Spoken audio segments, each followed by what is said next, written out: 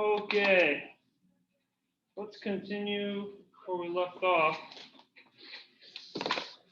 Talking about velocities and accelerations, correlations to position functions. Let's see here, where did we leave off at? Rates of change. We did that example. Yeah, I believe that's good enough for that section. Talked about the gluon. So now we can talk about chapter 2.8 and 2.9 today, leaving Friday as review. And then I'll email you guys your tests, and I'll expect it back by Sunday at midnight. So let's get started on 2.8. A very, very interesting and cool section. This is how calculus is applied to real life situations. One of the many ways in which it's applied. So let's do it. Let's talk about related rates.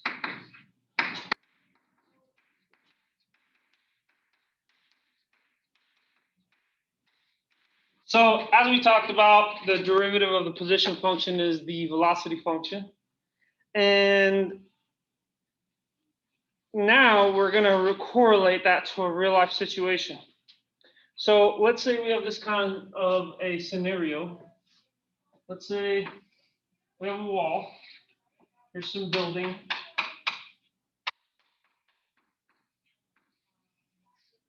And there's a ladder. Okay.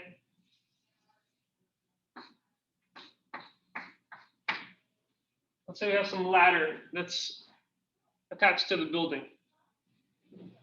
Let's say that this ladder we know is 20 feet. And let's say we have a situation that the ladder slips. That this part of the ladder begins to slip. Hopefully nobody's on it. But let's say we have a ladder and this part of the ladder starts moving at a velocity. Why is it a velocity? Because it has a direction to the left of 2 feet per second. If it's going to the left, we could say it's negative 2 feet per second. The question is, because the ladder is touching the building, how fast does this piece move down?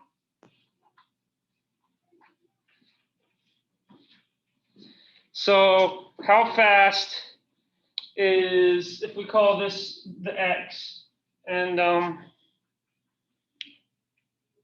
we can say that,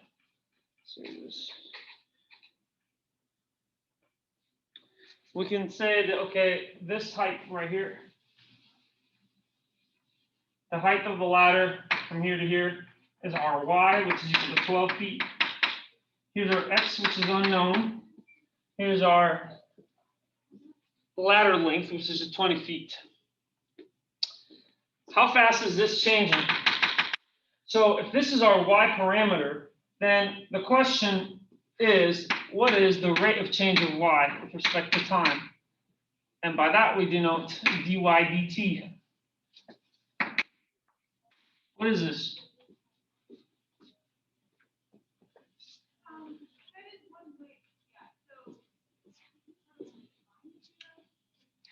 So first, this is a related rates problem, and it's going to invoke the ideas of implicit differentiation and geometry. Okay, there's a trigonometric relationship here, right? There's a geometrical relationship to what we have. We have this kind of right triangle, where this is 20, this is an unknown, and this is at 12, and the values are in feet. How can we discover what the unknown quantity is? Equals what? Aha, you're saying invoke the utilization of the Pythagorean theorem.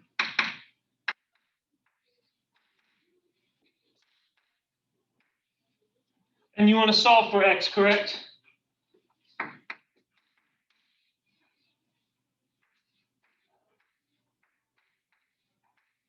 So you get x is equal to the square root of 20 squared minus 12 squared. Once you do the calculation, that shows that that equals 16 feet.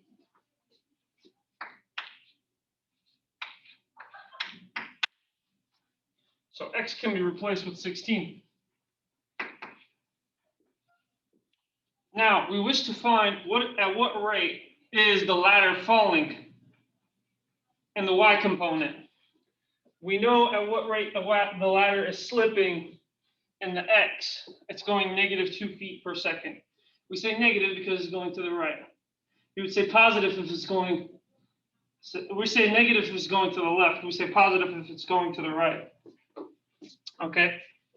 So how fast is this thing moving? That's our dy dt. So we notice that we have this Pythagorean relationship where the hypotenuse squared is equal to x squared plus y squared. So how do we find dy dt?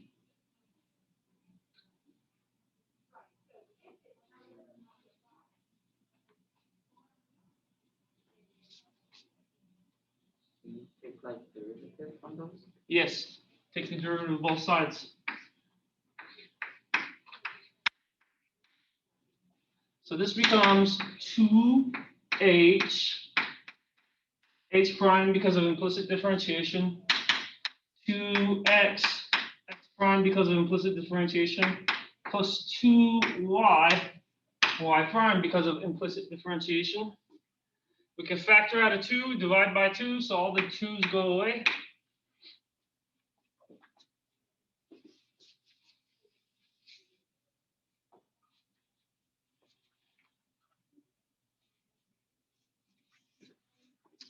So then we have h prime, h equal to x prime, x plus y prime, y. We want to find dy dt. That's this guy. So we algebraically solve for y prime. And this means a prime here. So we get h prime minus x prime divided by y is equal to our y prime. This is precisely our dy dt. So what are all the associated numbers here? Also 20. Hmm? Like the substitute? Yes. Yes. So like h would be 20. I think the x would be 16. And y would be 12.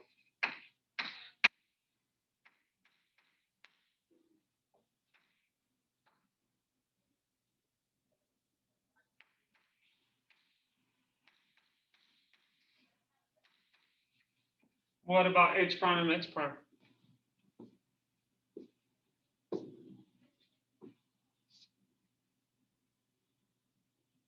I want to see the derivative of it.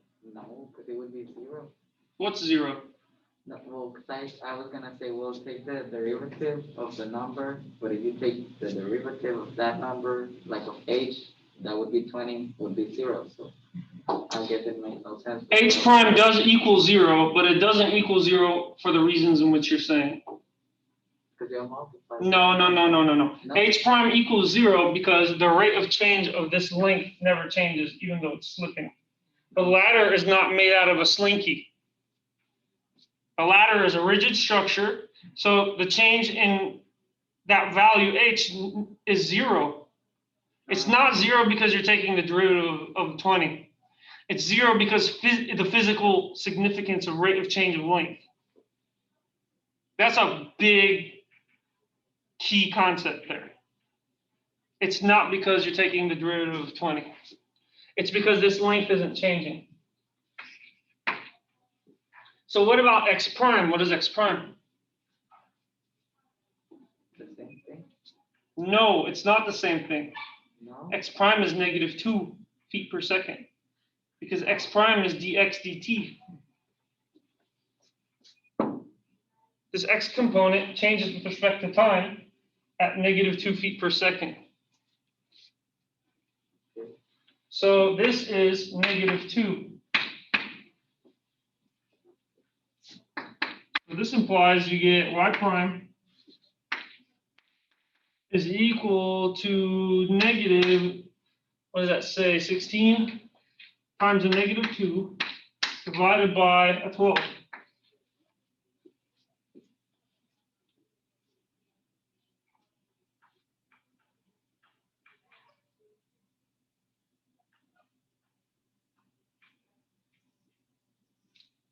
So the negatives cancel. So you get these 2's and the 12, this becomes 16 over 6. But that's the same thing as 2 times 8 over 2 times 3. Cancel out these and we get 8 over 3. 8 over 3, which just approximates to, so you can put it in your calculator, 2.66 meters per second, or feet per second. It's approximately 2.66 meters per second. That is dy dt. Oh, yes, not meters, feet. We're in feet. That's right. We are in feet, so it has to be that. You're correct. Does that make sense? Yeah. Okay. This is like the y prime, right? This answer is y prime. This answer is y prime. And that's like the rate of that one, like going down, like the y changing, right? Mm-hmm. And then that's why the other one is the one of the x, right? Yes. Now I have another question. Yes. You know, you said you get those primes because of the what's it called? Implicit what? Implicit differentiation. Uh-huh. But do you remember whenever we only had y and x, Uh-huh. you wouldn't do it, right? Say what? Yeah, because you know, like whenever like you were doing that, whenever we only had like y and x, we didn't have like another A third variable? Yeah, you would only do the prime whenever it was with the y, but not with the x. Mm-hmm. So why do you do it now with the x? Because there is a rate of change involved with the x. Whereas when you had just y, it was a function of x. Yeah. It's a function of x. I mean, let's say, for example, it equals x cubed. Mm-hmm. So we can have x plus y and take the derivative of this. But that would just becomes, let's say, d dx. This becomes 1 plus 1 y prime, right? Yeah. That's because y prime is really d dx of x cubed. So that's the same thing as 1 plus 3x squared. But had we just replaced y with x cubed, it'd be the same thing as d dx of x plus x cubed. So you still get 1 plus 3x squared. There's no difference. You only take y prime because y is a function of x. Notice here that x is a function of y, and notice here that x, y, and h are functions of a different variable, time, t. Just like over here, y is a function of a different, y is in terms of another variable. All of these x, y's, and h's are in terms of another variable, time, t. So there is an h prime, but it's 0 because as time moves on, the ladder doesn't shrink, it's still 20 feet long. However, this length here does change, and this length here does change. I will say there's a minor adjustment I want to put here. When we solve for 16 feet, we want to say that it's negative 16 feet. I'll put it in yellow. Because of the velocity or what? It's a length. We want to say that this is negative 16 in length.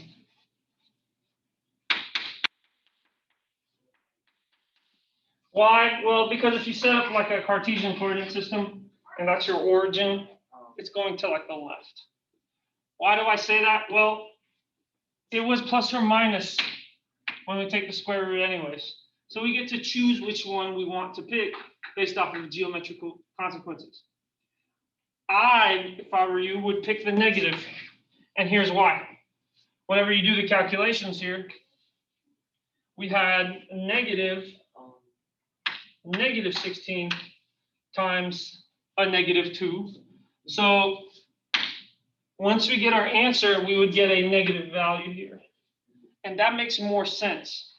This says every second, this y decreases by 2.66. So that is a more realistic value. If we got 2.66 in a positive, it would mean that the ladder is somehow going up. And we exist in a gravitational field, which is an inverse square, which pulls everything towards the center of mass. So that doesn't make any sense. Unless we were in some region of negative matter, which has anti-gravitational properties. So it's not realistic. Although exotic negative valued matter might exist, and it could be a way to open up wormholes. You don't like wormholes? I mean, I don't think. Say what? I just can't understand. So that means you shouldn't, does that mean that you don't like it? Or you just don't understand it? Yeah, I just don't have an opinion on it. Like, don't understand it fully. Well, like, why would you use them? Like, how? I was about to do that. I was about to explain why would you use them. Okay. I was just about to explain that. Okay, let's say, come on, give me one slice. Here we go. Let's say this flat sheet of paper represents where you are in space and time. We're in Oklahoma. So I'm gonna put a dot, then I'm gonna put okay. Who here has flown on an airplane before? How far away did you fly? I put Ohio, Oh. Texas. Ohio from Texas. How long did that take? Maybe like 3 hours. 3 hours? Okay. Let's change this to Texas. TX, and this OH for Ohio. It took how long? 3 hours, 4 hours? Okay. If we create a wormhole in space and time, you could travel there instantly. I'll show you why. It took you 3 to 4 hours to fly in a very slow airplane because you were traveling on this sheet of paper in space and time. You had to traverse all of that distance through space and time. But if you created a wormhole which connected those two pieces of space and time,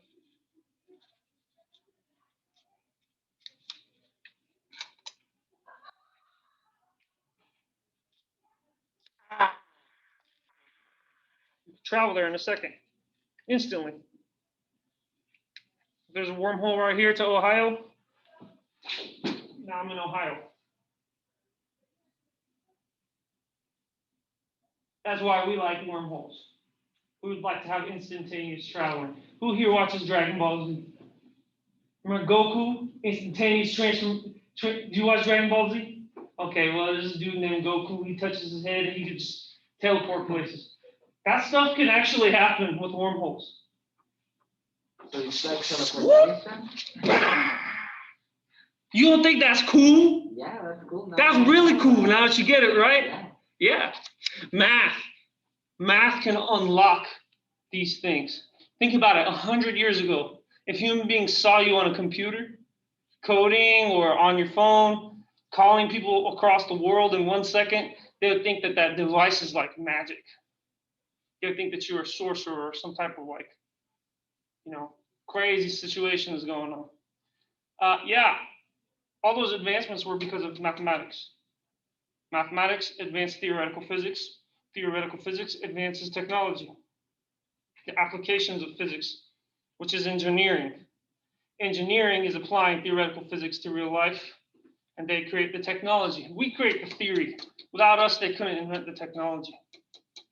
So we are the roots. So do you think that's possible? Absolutely. Do you think there's Absolutely. It's a valid solution to Einstein's gravitational field equations. And Einstein's theory is a very well tested theory. It's passed several tests. It passed the gravitational wave test. It passed the first initial test of gravitational lensing. It passed the test of time dilation. There's very few tests it hasn't passed.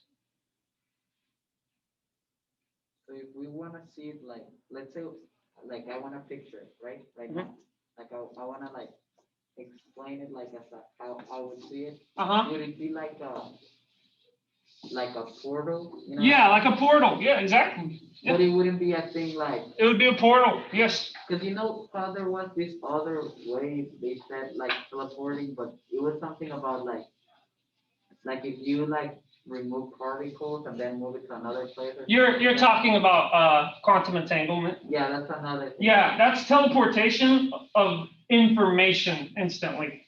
Oh, okay. That's teleportation of information instantly. That's not teleportation of you instantly. Although you are a bunch of information. Quantum teleportation is not like a, I wouldn't do it if I were you guys. It would require you to completely get deconstructed into your fundamental particles and then reconstructed over there. So you would have to die. Yeah. You'd have to get vaporized and then recreated. And who knows if something like that could go wrong. I'd rather jump through a wormhole. Yeah. I'm not getting destroyed when I'm going through the wormhole, right? That's what I was gonna. That's what I was getting excited. Yeah. About. It was like that, like you know, like a portal kind of thing. Or, It is like a portal. Yes. okay, then it would be cool like that. Yeah. Of course it would be cool. We could travel to distant galaxies in an instant. Now, hold up. Quick question. Yeah. I just have this question. Question. I What? kind of like thinking about that, but I was like, I guess that would be. Do you think that would be like expensive thing to like to do? Oh yeah, it'd be expensive. Okay, so now that means not everybody would have it. So like, let's say that would be our new like airplane, right? Uh-huh. Now that would be like the most expensive kind of like transportation. Yes, kind of yes, thing. yes. So we could say that like those wormholes like would become a transportation system. They right? could very well become a So transportation system. we would need to like pay and stuff like that, like go. Yeah, you know, yeah. You'd have to pay whoever's offering you the service of traveling through the wormhole. And yeah, it's going to be so expensive, no one will do it at first. But so are airplanes. Flying on an airplane when they first got invented was very expensive. Yeah. Driving a car, owning a car at first was very expensive. Most people were like, nah, I'm okay with my horse. I just got to feed it some hay and give it some rest and some water. So yeah. Let's do another related rates problem. You guys trying to be mathematicians and theoretical physicists now? I mean, that makes it more interesting. Aha, very good. Just know you can still go become a doctor if you major in math or in physics. Just know you can still do computer science if you also major in math and physics. You can still do it. Matter of fact, it would make you better. It would make you better at doing what you do. Now, let's say, what was another example? Oh, yeah. Mhm.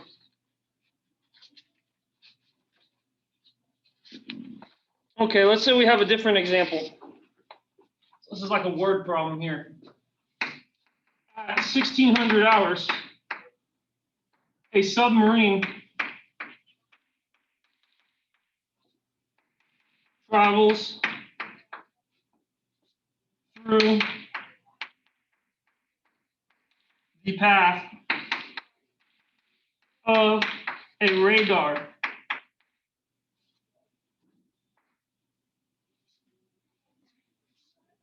on top of ice. So here's a situation here. I don't have any blue chalk. We have at 1600 hours, here's ice. And we're in the ocean. And here we are in a submarine.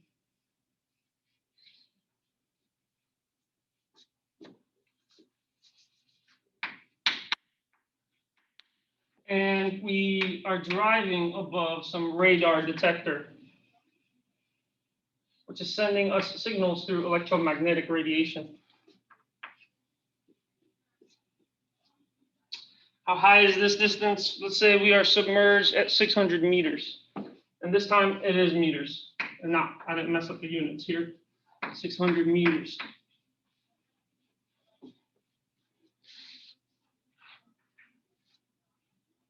And let's say our submarine is traveling to the right, so it's positive, at 100 meters per minute.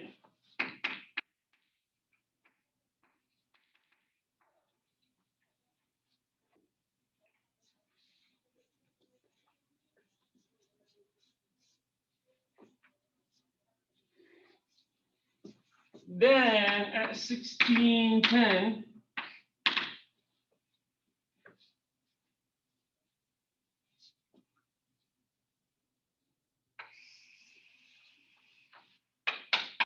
still ice above us, and our submarine is over here, still traveling at 100 meters per minute. The question to us is, how fast is the submarine traveling away from the detector?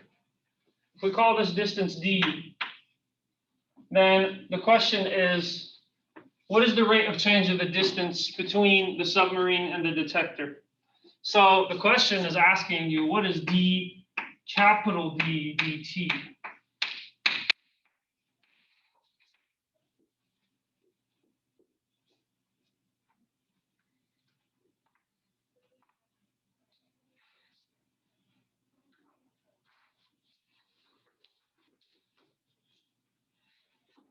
What kind of a triangle does this create? The situation creates a kind of a triangle. Yes, sir. It creates a right triangle. But we only know one leg of the triangle. What do? We don't even know any angles. We don't know what angle this is at. We only know this is a right angle. We don't know what angle this is. We don't know what angle this is. We don't know what leg this is. We don't know how long this base leg is. What do?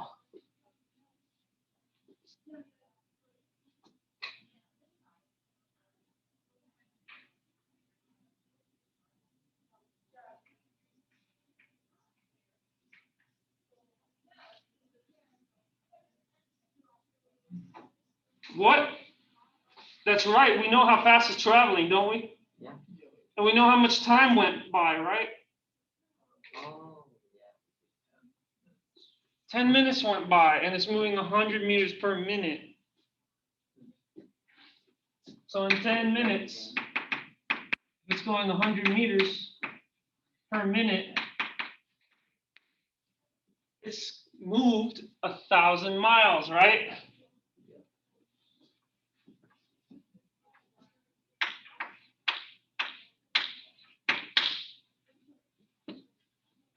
yeah. I mean meters. Yeah. Thank you. Okay, now we can get the other side. Now we know this height is 600 meters right here. This was given to us.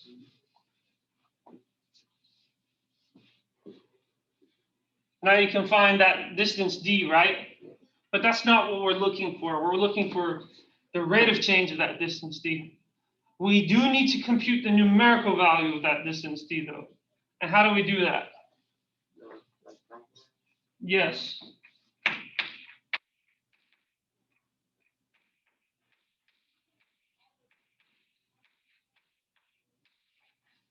See why this trigonometry stuff was useful, Harrison? Yeah, it translates to all kinds of situations. So now we can take the square root of both sides. And we get d is equal to plus or minus the square root of 1,000 squared plus 600 squared. So we'll take a positive distance because that's what realistically makes sense. So d, when you plug it into your calculator, is approximately 1,166.2 meters.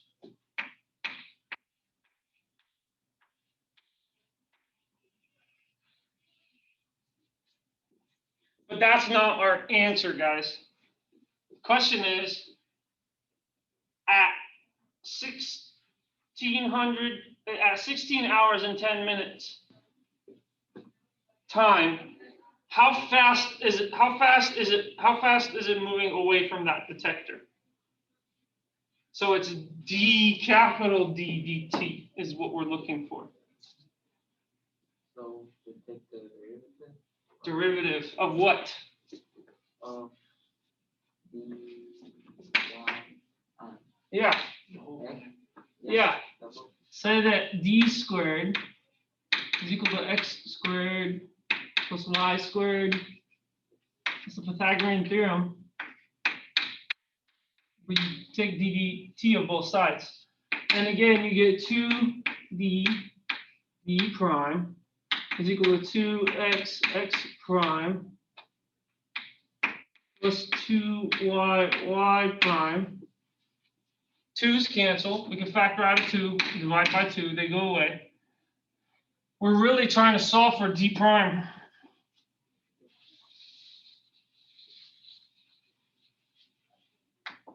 So say what? We just divide by the b, right? Yes, d prime is equal to x prime plus y prime over d.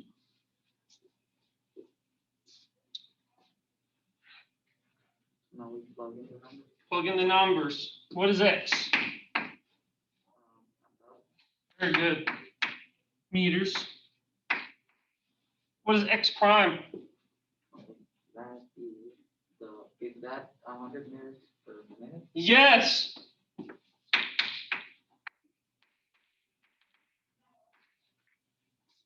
Plus, what is y?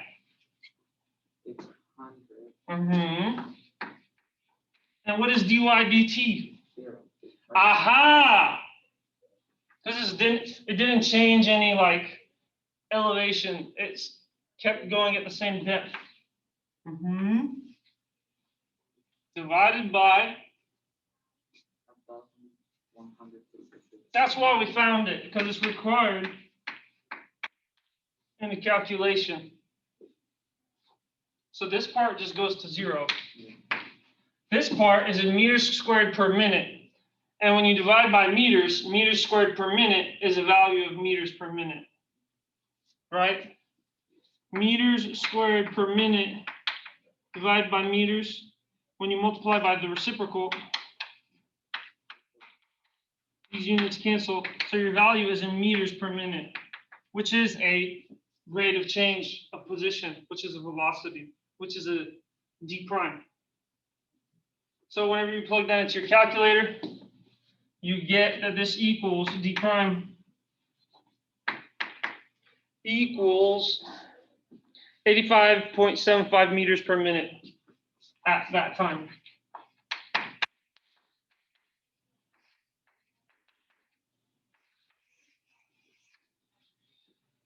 Clearly, we know what x prime is. It's 10 meters per minute. But this is showing you that a diagonal distance away is 85.75 meters per minute. Why would you care about this stuff? Well, let's say you are an engineer or some type of mathematician or a physicist inside that submarine. And you need to be able to calculate, at what time at this rate that we're going, will we go so far away from the radar that we can't communicate with it anymore. So you can do the calculations and, tell the person driving the submarine, hey, in about 35 minutes and 27 seconds, 25 seconds, 24 seconds, that eventually we'll be so far away from the radar, we won't be able to communicate back. So yeah, it's like applicable to real life, very applicable to real life.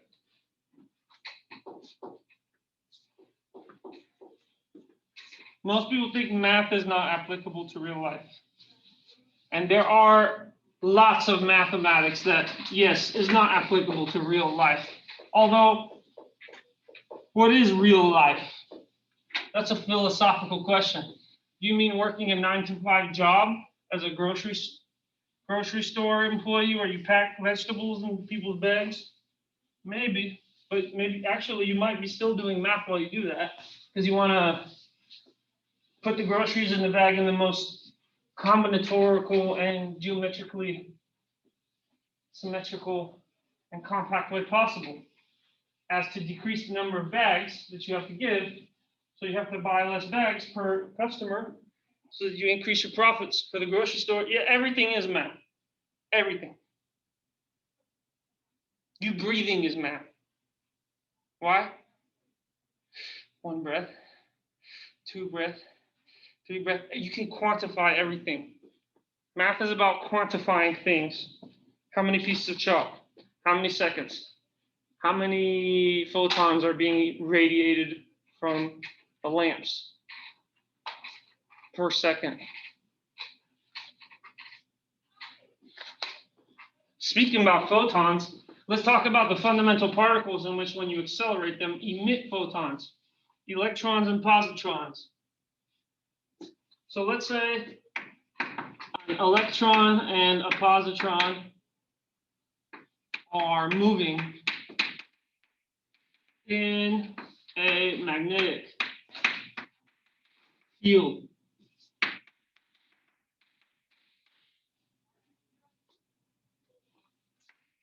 At t equals 0, the electron is moving 30 miles per second south, east. Yeah, electrons are so light that they could easily move 30 miles per second. Per second.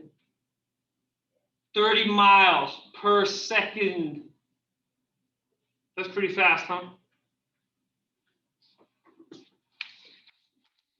Let's say a positron, which is the antiparticle of the electron, has the same mass, different charge, is moving at, let's say, 20 miles per second north, east.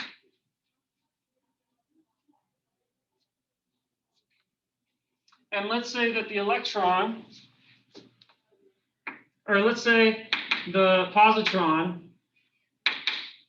is 10 miles due north of the electron. Electron is E negative, positron is E plus. Think of positron, positive. The word electron comes from the Greek word elektron, which is the word for amber. They used amber, they would rub amber on fur and it would cause static electricity. So that's why that you correlate amber to stone to fundamental particle, which movements is electricity. What is electricity? Electricity is the flow of electrons, E negative, through wires, through metal. As electrons move through metal, electricity is that phenomenon.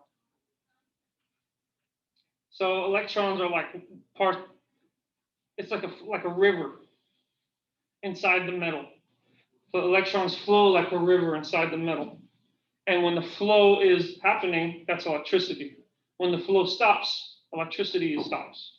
The current is 0. So there's an electrical current, and it's these particles right here. As they move, that's what electricity is. So at time t equals 5 seconds, what is the rate at which their distances are changing?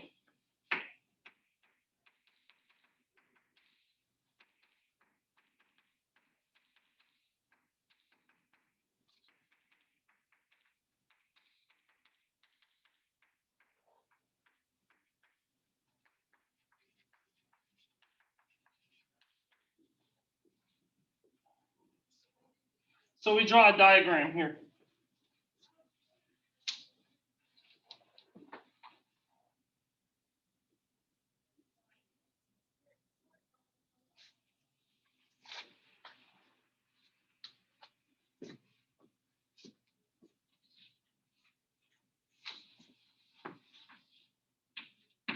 Here's our positron, and it's traveling, remember, northeast at 20 miles per second.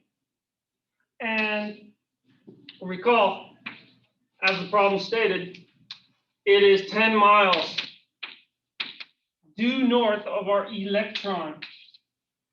And our electron is traveling 30 miles southeast. 30 miles per second, that is, southeast.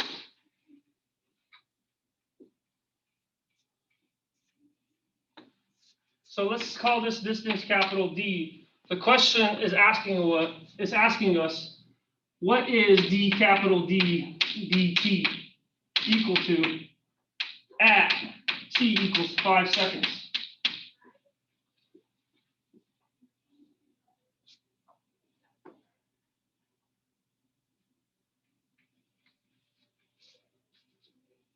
Notice that there's no triangles here right now. But notice that right now, this is at t equals 0 seconds. This is the question. How fast is the distance between them changing after 5 seconds has moved on, after the magnetic field has caused them to move like this? The magnetic field must be stronger around the electron. That's why it's making it go faster than it is around the positron. But let's say now we move t equals 5 seconds. What is our picture like now? Well, this thing is moving faster. So there's going to be a positron right here, still moving at 20 miles per second. But this electron is going to be ahead of it.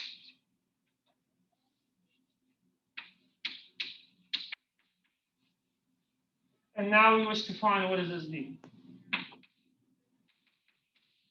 And we wish to find what is its rate of change with respect to time. This does make a triangle.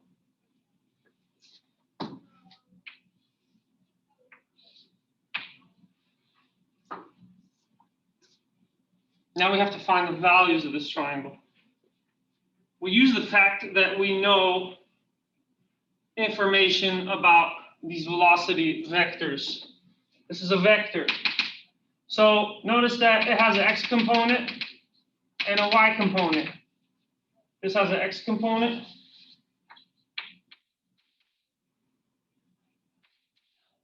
This has an x component, and this has a y component. What is this angle?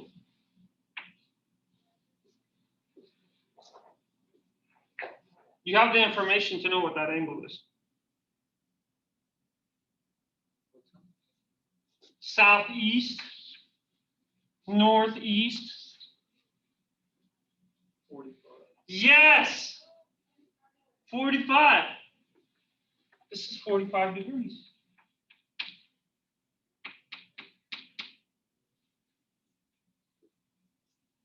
And the fact that we know they're moving southeast and northeast, that must mean with respect to the east or the horizontal axis, that's 45 degrees. So if this thing moves like this for 5 seconds, how many miles has it moved? It's moved 100 miles in that northeast direction. How many miles has this moved in 5 seconds? 150 down in that direction. So how are we gonna solve this?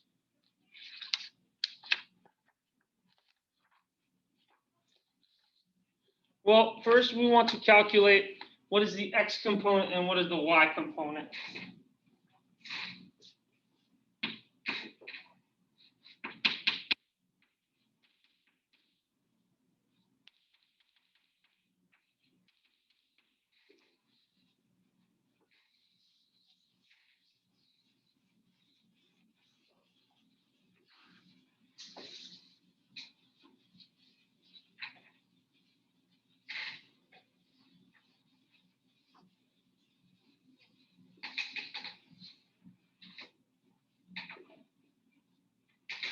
So we'll look at one of the triangles here.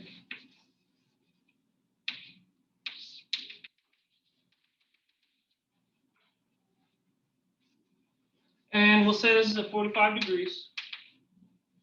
And this thing has moved how much? If this is 25 miles or 20 miles per second, then what is this thing? X and Y. Well, we can take the cosine of 45 degrees. That's adjacent over hypotenuse. And we can solve for X.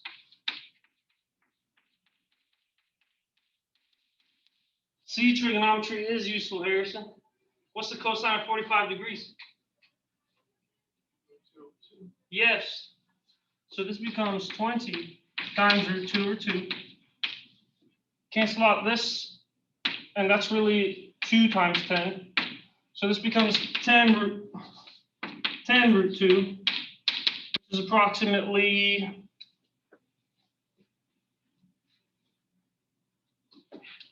14.4 miles per second. And similarly, we could take the sine of 45 degrees. That's equal to y over the hypotenuse. But you get an identical calculation because the sine of 45 is also root 2 over 2, right?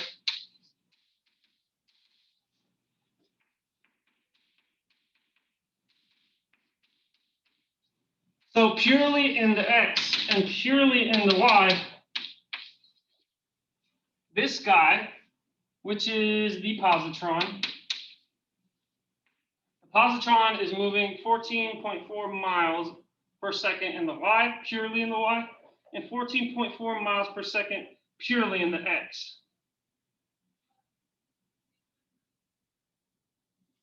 Record that information down, because now we'll be doing it for the other fundamental particle, the electron.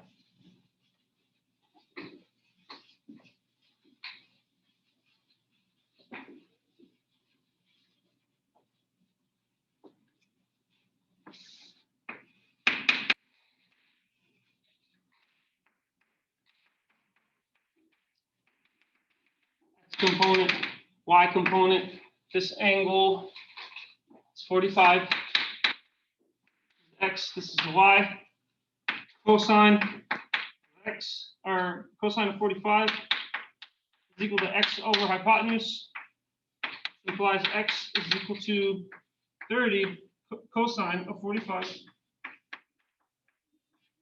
which that's equal to 30 times root 2 over 2, which that's 15 times root 2, which is approximately 70.7 miles per second.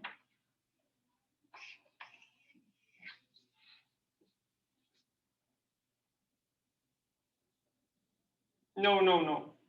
21.2 miles per second. That's 2, yeah, 21.2. Similarly, this is x. Similarly for y, sine of 45 is y over 30. And that implies y is equal to 30 sine of 45. But that's 30 times root 2 over 2. That's 15 root 2. Again, this implies that y is equal to 21.2 miles per second. So the positron, oh no, this is for the electron. Don't forget that this is for the electron. The electron is purely moving in the y at 21.2 miles per second, and purely moving in the x at 21.2 miles per second. The positron was at 14.4 for each of its components. So now what? Well, now we got to say, okay, at t equals 5 seconds, how far away are they in each component? So for the y component, for the positron, we have in 5 seconds, it travels 14.4 miles per second. Cancel out the seconds. That means it's moved whenever you do the calculations at 70.7 miles, purely in the y. And the electron in 5 seconds, this is 21.2 miles per second. Cancel out the seconds. This becomes negative 106 miles. Because this is a negative, because it's y and it's going down. Because the electron is moving downwards, this y is going to have a negative value. Okay? So we have enough information to build this part of the triangle. It's the difference between these two values. Right? The y. The difference between those two values and the y.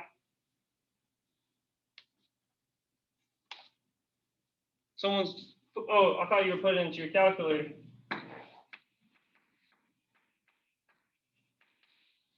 You're just clicking your pencil. I thought you were typing it into a calculator. That's 35.25 miles. And we do the same for the x component.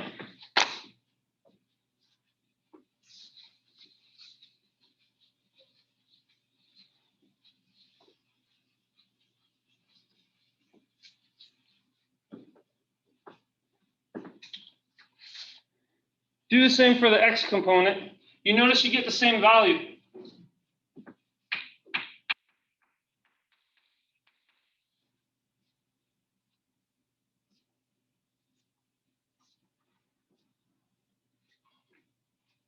Oh, this should be a 9, not a 5. This should be a 9.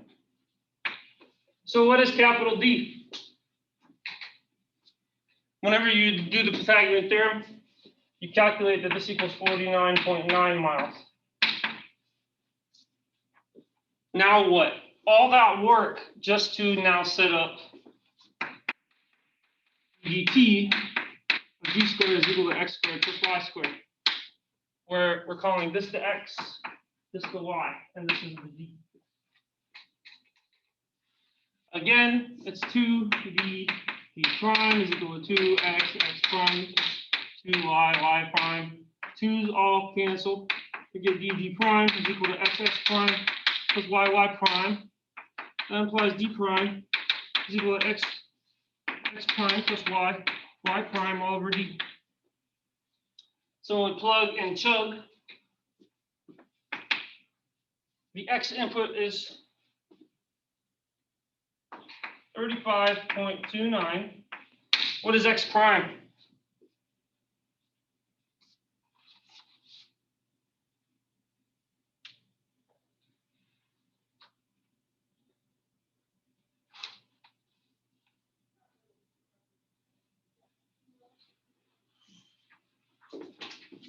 X prime is going to be 7.06.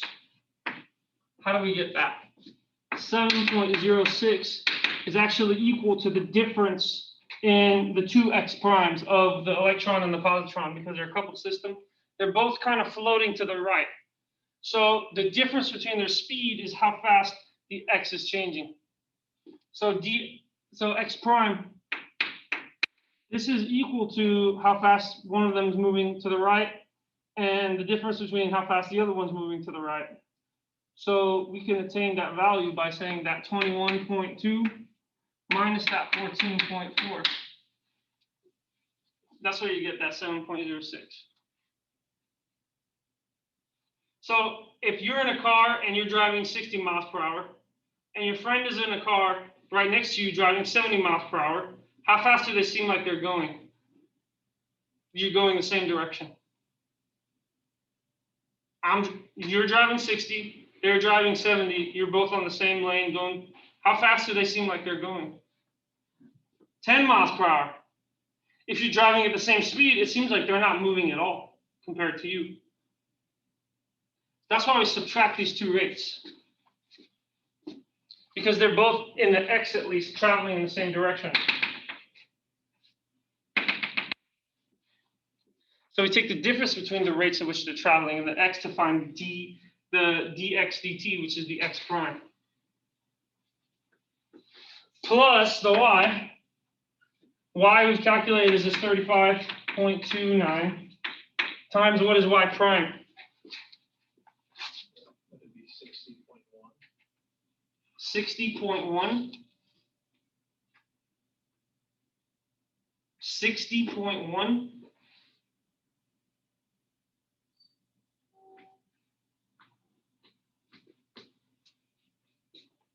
Do you need to do like a similar thing as the other one? Yeah, that's what I was thinking. Aren't those the two Y's, 70.7? Yes. So would you subtract them or no? Would it? Yes. You would add them. Yeah, because it's the. You'd say 70.7 plus 106 plus what? Oh, Because you add because that one's going up, that one's going down, they're going to be additive, right? If you are driving 60 miles per hour and your friend is going 60 miles per hour in the other direction, how fast do you perceive them to be going? They zoom past you at 120 miles per hour because you're going really fast, they're going really fast, they fly by you twice as fast, right? Make sense? They're going away from each other. So because they're both have non-zero y components, they're both going to be flying away from each other even faster. But I also got to add something here. 10. Remember, they were originally 10 miles apart from each other. Originally, they were 10 miles apart. So that's our real y. So what is this?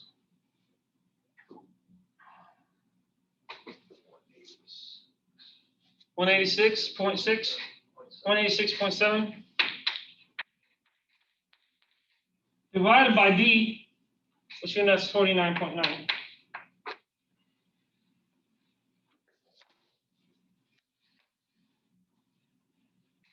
What is this on Desmos?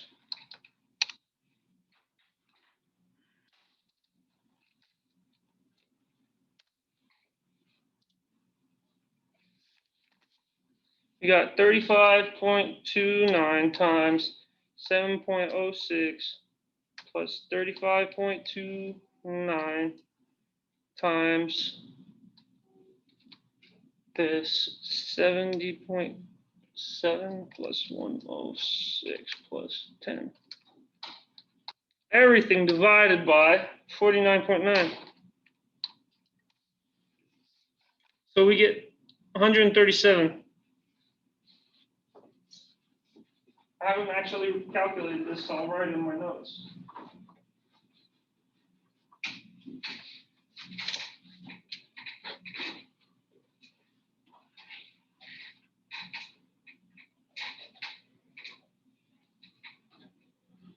One 137 miles per second. That's how fast they're traveling away from each other. That's the rate of change of this distance right here between the electron and the positron. 137 miles per second. I think from here to Ohio is like 800 miles, right? Something like that. This thing could easily get there in like 6 seconds. Yeah. Because it almost has no mass. Electrons are very light. So the less mass you have, the faster you can go. If you have no mass, you can go the fastest speed in which we know is possible, the speed of light. Okay, I've kept you guys long enough. On Friday, we'll go over the last section and do some review problems.